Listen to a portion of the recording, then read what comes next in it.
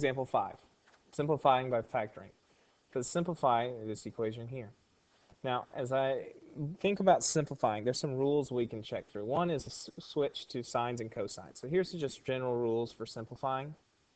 So one would be to switch to sines, cosines.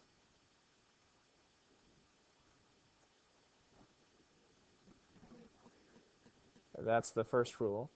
The second thing that you can always look for is Pythagorean. Really, you can use any identity, but Pythagorean is a great one to look for.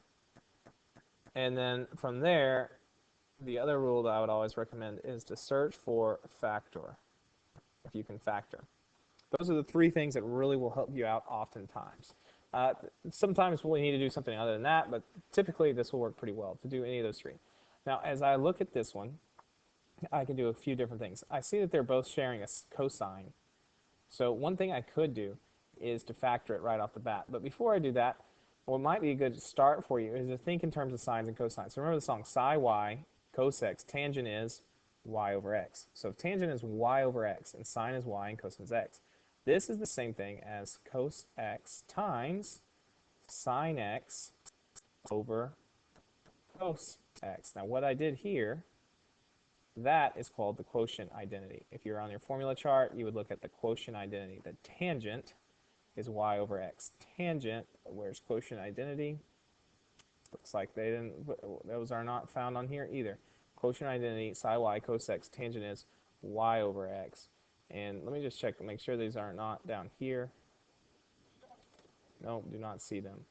And so you're just going to have to know that psi y, cos x, tangent is y over x. So if psi is y, cos is x, there's that. And I'm going to continue on. Minus sine x cosine squared x. So we have this. Now what can I do here? Well, I can simplify. This cosine and this cosine cancel out. So I'm left with sine x minus sine x cosine squared x. Now I can look for Pythagorean, or I can try to factor because I still cannot cancel. Or I'm not done here. There's still more simplifying to do. Well, I can see that there's a GCF here, so I'm going to factor. So that's what I'm going to do here, is now I'm going to factor this. Factor, and the type of factoring I'm going to do is a GCF. They both share a sine x, so GCF is like reverse distribution. If I divide out sine divided by sine, I'm left with 1. And over here, if I divide out that sine, I'm left with cosine squared x. So now I'm here. Now, anytime, let's go back over here. What are the things I could do? Well, we switched to sines and cosines. We did that. We factored. The thing I haven't done is Pythagorean. And notice I have a squared.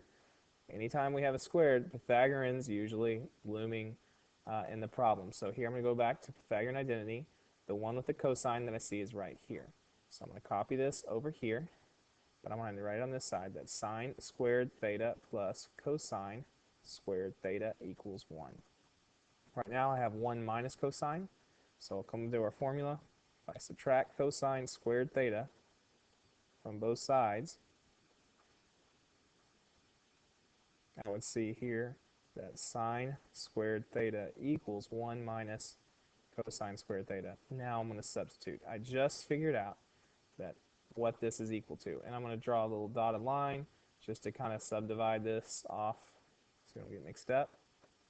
And so using the Pythagorean, I'm just going to say Pythag here, the Pythagorean identity, we find out that this is sine x times, and instead of having 1 minus cosine squared, we're going to say it is sine squared. And now I switch to x's instead of theta. So this is sine squared, sine times sine squared, which equals what? Sine cubed x. And that's my answer here.